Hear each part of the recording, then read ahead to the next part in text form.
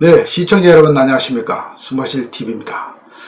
오늘은 미리 예고해드린 바와 마찬가지로 성공기농기상청과 6차 산업의 활성화를 위하여 인증제도를 적극 활용하자라는 그런 주제를 가지고 숨마실TV에서 방송을 하도록 하겠습니다. 최근에 그 기농, 기촌 또 기산촌 하시는 분이 많이 늘어오고 계시죠.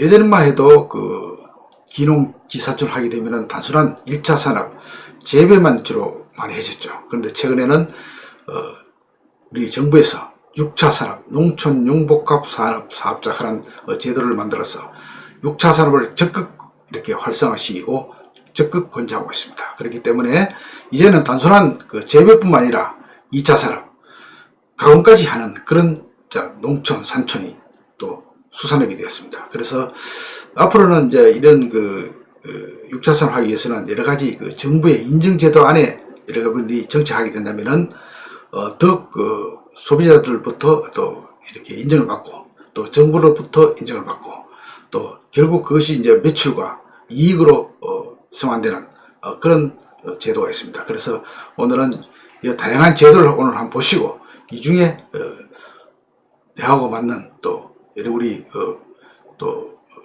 회사와 맞는 그런 제도를 적극 도입하셔서 또 성공적인 그런 이렇게 6차 산업이 됐으면 좋겠습니다.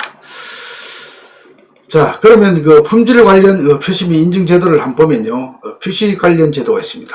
식품 등의 이제 표시 기준인데요. 그 다음에 원산지 표시가 있고요, GMO 표시가 있고요, 표준 규격 표시가 있습니다. 또 이력 추적 관리 표시가 있죠. 그리고 인증 제도로 보면은 이제 우수 농산물 이제 GAP 인증이 있고요, 전동식품 이제 품질 인증이 있습니다. 그리고 가공식품 이제 KS 인증이 있죠. 그리고 유기가공식품 인증, 친환경 농산물 인증, 지리적 특산물 표시, 전통식품 명인 제도가 있습니다. 이것을 소위 말해서 이제 7대 인증 제도라고 부릅니다. 그리고 햇섭 인증, GMP가 있죠. 그리고 어린이 기호식품 품질 인증제, 건강기능식품이 인증제도가 이렇게 되어 있습니다. 그래서 요 인증제도 중에서 내하고 맞는, 내하고 회사가 맞는 그런 제도를 잘 활용하셔서 사용하면 되겠습니다. 자, 인증제도 심벌도 이렇게 많이 바뀌었습니다. 변경 전에는 이렇게 유기가공식품은 이런 마크였는데 이렇게 바뀌었고요. 친환경 수산물도 이렇게 바뀌었네요. 우수 농산물 인증도 이제 GMP 이렇게 바뀌었고요. 무농약 농산물도 이렇게 바뀌었습니다. KS 가공식품도 이제 품질 인증 이렇게 바뀌었고요. 햇섭, 농산식품부에서 하는 햇섭, 이것도 이제 햇섭 이렇게 마크가 바뀌었습니다. 그리고 한국 전통식품도 이렇게 전통식품으로 이렇게 바뀌었고요. 그 다음에 식품 명인도 이렇게 바뀌었네요. 지식 표시도 이렇게 바뀌었습니다. 그러니까 아주 새로 바뀐 로고들이 단순하면서도 이 소비자들이 아주 알기 쉽게 이렇게 표시한 것이 하나의 특징이 되겠습니다. 자, 국내 인증제도의 흐름을 한번 보겠습니다. 국내 인증제도의 흐름으로 보면요, 70년대, 80년대는 고투입 농업에 대한 반성으로 친환경 농업이 이제 필요성이 대두됐죠. 거기는 우리 경제개발 이제 그때 5개년 계획하고 이러면서 이제 대규모 이제 경제개발, 농약 및 화학비료의 투입 확산 등으로 환경이 많이 파괴됐습니다. 그리고 이 당시만 해도 이제 IR667이라는 이제 통일배도 나오고 이래서 이때는 친환경보다는 단순한 이제 배불리 먹는 먹거리 이게 이제 우선이기 때문에 그 당시에는 이런 친환경 농업에 대해서 그 전까지만 해도 이렇게 신경을 쓸 수 없었죠. 그러나 이부터 본격적인 이제 문제가 발생되었던 거죠. 그래서 정농회, 유기농협회 등 민간단체를 중심으로 이제 친환경 농업이 이제 도입되기 시작했습니다. 80년대 이후에 이제 안전적 식품에 대한 관심, 환경, 중요성에 대한 인식이 확산되고 그랬죠. 이제 90년대 와서는 이제 친환경 농업 제도와 학생 기반이 이렇게 마련됐습니다. 그리고 먹거리 안정성, 수입 농산물 대안으로 유기농업 관심 증가, 정부의 관리 인식 대두됐죠. 이렇게 해서 환경농업 육성법이 97년도에 제정이 되었고요. 그 다음에 친환경 농업 직불제 도입이 이제 1999년도에 도입이 됐습니다. 그리고 유기무농약 농산물 품질 인증제 도입이 1993년에 이루어졌습니다. 자, 2000년에 들어와서 정부의 이제 강력한 육성 정책으로 급격한 양적 성장을 하게 됩니다. 친환경 농업 육성 5개년 계획이 수립되면서 농기농자재 목록 고시가 2007년도에 도입됐고요. 그다음 농가는 그러니까 국립농산물 품질관리원이 이제 지정한 인증기관이 인증에 대한 심사를 하게 되었죠. 그리고 사후관리 제도도 확립되었습니다. 그 농가원이 이제 인정한 인증기관 관리 동시에 하는 것은 이제 공정성을 해줄 수 있다. 이렇게 해서 국제 기준에 따라 민간 이양을 추진했습니다. 그리고 2010년도에는 높아진 소비자의 눈높이에 맞춰 신뢰 제고 노력에도 상당시 성장세가 다소 위축되었죠. 그래서 인증 업무를 민간에 이양하고요. 저농약 인증을 전면 폐지했습니다. 2016년도에. 그리고 인증관리 강화에도 부실 인증 발생에 따라서 소비자 신뢰가 회복이 필요하다. 이렇게 되었죠. 특히 이제 살충제 계란 사건으로 인해서 인증 사후 관리에 강화되고 행정 처분이 이루어지고 그렇게 했습니다. 그래서 저농약 인증은 이제 2016년에 완전히 폐지가 되었습니다. 그렇기 때문에 그렇게 하시면 되겠습니다. 자, 그 다음에 농식품 안전성 및 품질관리 체제 구성을 보면요. 이제 안전농산물 생산 공급 체제인데요. 이거는 생산 단계 안정성 조사 체제 강화고, 우수 농산물 관리 체제, 제도. 그 다음 이걸 GEP라고 그러죠. 그 다음 이력 추적제. 이렇게, 이게 생산 공급 체제고요. 그 다음에, 고품질 농산물 보호 체제가 있습니다. 이거는 품질 인증 및 친환경 인증 제도, 지리 표시 제도. 여기 되겠습니다. 그리고 소비자를 보호를 위한 표시 체제가 있는데, 이거는 원산지 표시 제도, 유전자 변형 농산물, 이제 GMO라고 그러죠. 여기 이제 표시 제도가 이렇게 구성이 되겠습니다. 자, GAP에 대해서 보겠습니다. GAP를 우수 농산물 관리 제도라고 그러죠. 그래서 농산물의 안전성을 확보하기 위하여 농산물의 생산 단계부터 수확 후 포장 단계에 이르기까지 토양 수질의 농업 환경 및 농산물에 잔류할 수 있는 농약, 중금속 또는 유해 생물 등의 유해수를 관리하는 기준이 GAP 기준이 되겠습니다. 그리고 또 이 내용은 목적은 소비자에게 안전하고 위생적인 농수산물을 공급할 수 있도록 생산자 및 관리자가 지켜야 할 생산 및 취급 과정에서의 유해 요소를 차단하는 규범이 되겠습니다. 그리고 생산자들이 각 단계에서 농식품의 안전에 대한 책임을 확실히 하게 함으로써 소비자 신뢰의 확보를 목적함이 목적이 되겠습니다. 자, 이력 추적제가 있는데요. 이력 추적제는 농산물, 수산물, 식품 등을 생산 단계에서부터 판매 단계까지 각 단계별로 정보를 기록 관리하여 해당 제품의 안정성에 문제가 발생했을 경우 추적하여 원인 규명 및 필요한 조치를 할 수 있도록 관리하는 것입니다. 그리고 그 배경을 보면요. 식품의 원료, 관리, 제조, 가공 및 유통의 전 과정 중 유해 물질 혼입 및 식품 오염 방지가 그 배경이고요. 그 다음에 지급 단계에서 유해 관리 요소를 관리하고 생산 과정의 유해 요소 관리는 한계가 있다. 이렇게 되어 있습니다. 그 다음 전통식품이 있습니다. 전통식품. 여기는 전통식품 품질 인증제도인데요. 국내산 농수산물을 주 원료로 해서 제조, 가공, 조리되어 우리의 고유의 맛, 향, 색 등을 내는 우수한 전통식품에 대하여는 정부가 품질을 보증하는 제도로서 생산자에게 고품질의 제품 생산을 유도하고 소비자에게는 우수한 품질의 우리 전통식품을 공급하는 것이 그 목적이 되겠습니다. 전통식품은 시청자님께서도 많이 접하고 계시죠. 이렇게 전시회 가보면 이런 전통식품 마크도 있고 이런 전통식품들이 많이 출시되고 있습니다. 그 다음에 가공식품 KS 인증제도입니다. 가공식품 KS 인증제도는 개념이 목적이 한국산업표준 KS고요. 그 다음 국가가 인정하는 체제 규격을 충족시키는 제품이죠. 그리고 1962년에 정부 허가제로 이렇게 도입되었고요. 1998년에 민간 인증제로 표준협회에서 관리를 하게 되어 있습니다. 그렇게 했습니다. KS는 신차님께서 너무 잘 아시는 그런 마크가 되겠습니다. 그 다음 유기가공식품 인증제도입니다. 이거는 유기농산물 인증을 받은 농산물을 원료로 사용한 가공식품으로서 인증받지 않는 농산물의 함유량과 물과 소금을 제외한 중량이 5% 미만이 됩니다. 그러니까 5% 미만일 경우에 다른 이렇게 유기농이 아니라도 인정을 받을 수 있다는 그런 얘기인데, 여기는 이제 물과 소금을 이제 제한 그런 중량이 되겠습니다. 그래서 이걸 유기농 농산물 인증이라고 그러죠. 그 다음 지리적 표시제가 있습니다. 이 개념을 보면요, 우수한 지리적 특성을 가진 농산물 및 가공식품의 지리적 표시를 등록 보호함으로써 지리적 특산물의 품질 향상, 지역 특화 산업의 육성을 도하는 것이 그 목적이 되겠습니다. 그리고 지리적 특산물 생산자를 보호하여 우리 농산물의 가공품의 경쟁력을 또 가하는 것도 그 목적이 되겠습니다. 그리고 소비자에게 충분한 제품 구매 정보를 제공함으로 인해서 소비자의 알 거리를 또 충족하는 것도 그 목적이 되겠습니다. 또 운영 현황을 현재 보면요, 1999년에 시행해서 지리적 특성에 기초하는 농산물의 명성, 품질, 기타 특성의 경우 그 지역에서 생산된 제품을 표시하여 보호하도록 되어 있고요.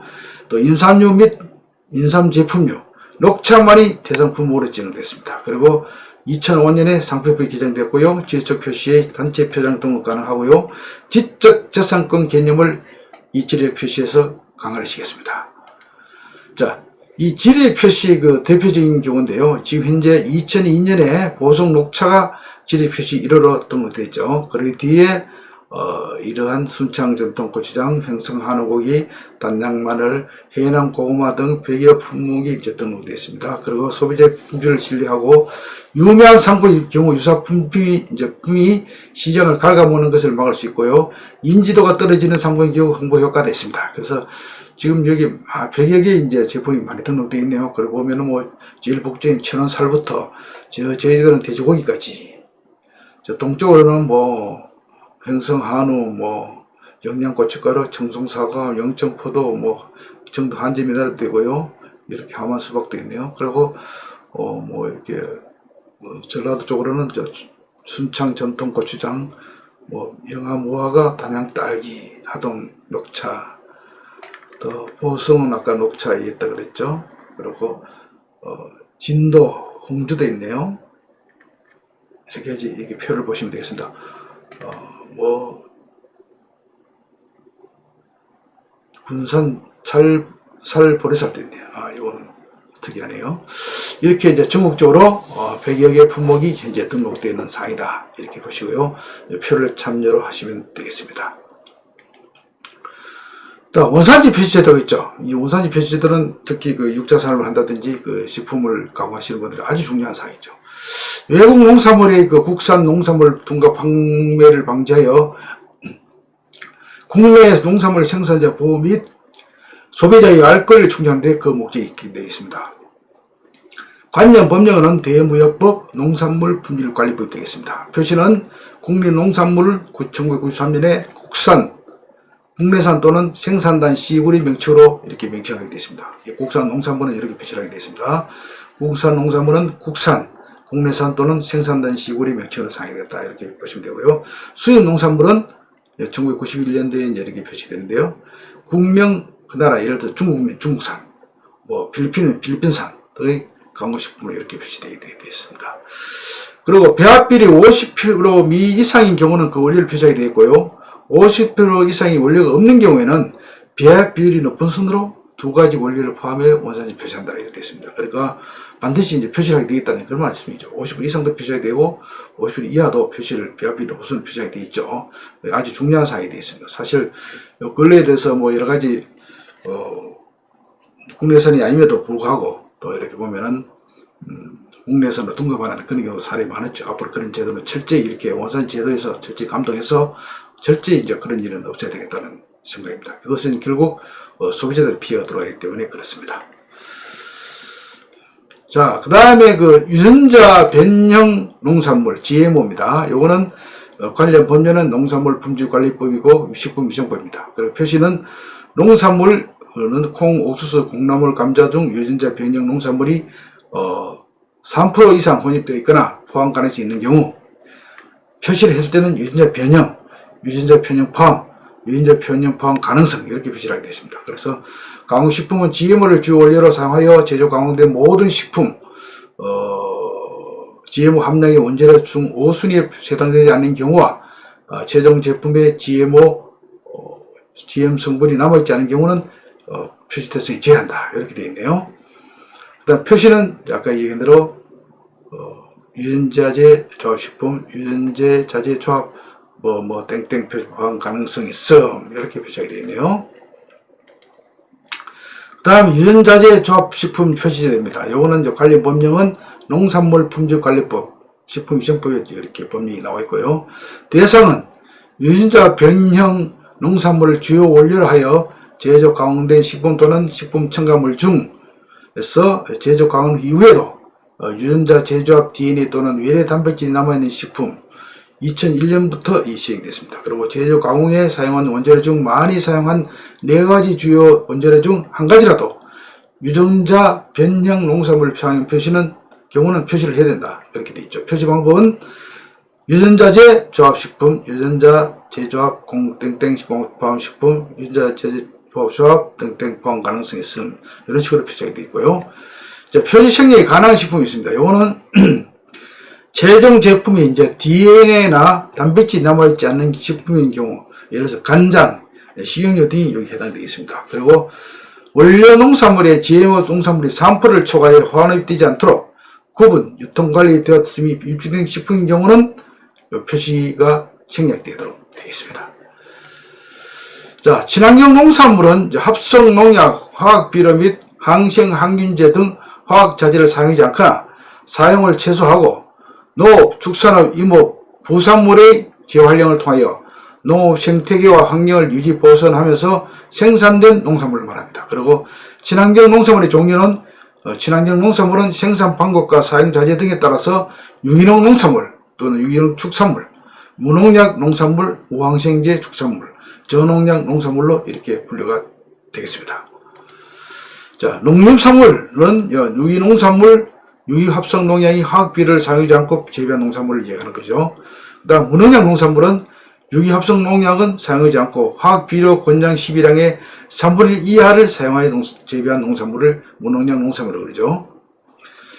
저농약 농산물은 유기합성의 살포 해수는 2분의 1 이하, 최종 살포율은 2배수를 적용하고 화학비료는 권장 12량의 2분의 1 이하를 사용하여 재배한 농산물을 일컫는다. 이렇게 정의하고 있습니다.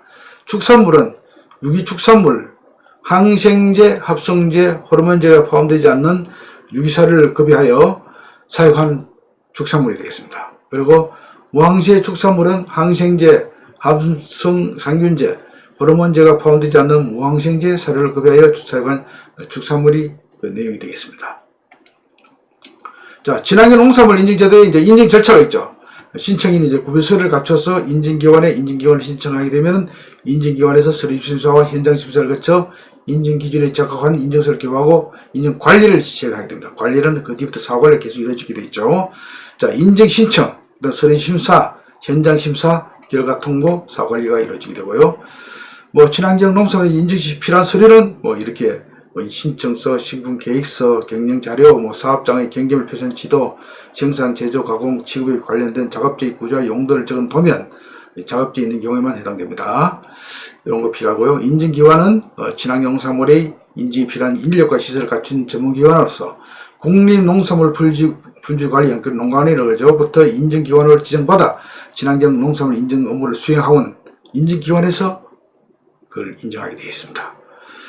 물론 뒤에 또 사후관리도 이루어지게 되겠죠. 사실은 우리가 모든 인증제도라 하는 걸 받고 난 뒤에부터도 중요하지만 그 뒤에 그 사후관리가 아주 정확하게 이루어지고 그 다음에 아주 꼼꼼하게 이루어진다는 사실을 열심히 해야 될 것입니다. 단순한 우리가 인증제도가 단순한 인증제도가 아니기 때문에 인증제도를 받은 날부터 그날부터 책임감이 더 무거워진다. 더 이렇게 생각해야 될 것입니다. 네, 아주 오늘 미리 예고를 해드렸지만 아주 장시간에 걸쳐서 제가 오늘 설명을 해드렸습니다.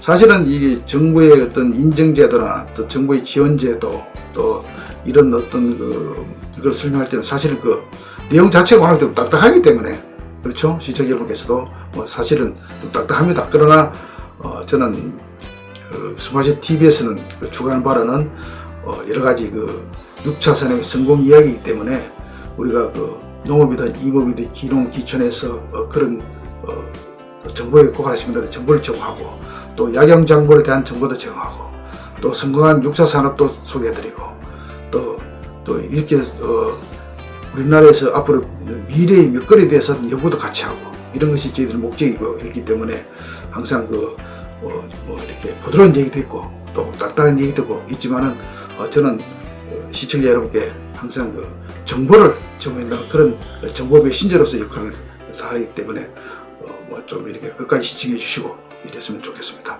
앞으로도 우리 스마시 TV에서는 항상 우리 육사산업, 특히 기농, 기산촌, 특히 가공 유통을 하시는 분들한테 좋은 이렇게 정보, 그리고 앞으로는 또 농업치유법, 치유농업법이 이제 통과된 거라서 앞으로 농업치유, 산림치유, 많은 또 치유 산업이 활성화될 것입니다. 그 관련해서도 우리 스마시에서 항상 앞서서 좋은 정보를 가지고 시청자 여러분께 전해드리도록 최선을 다하겠습니다.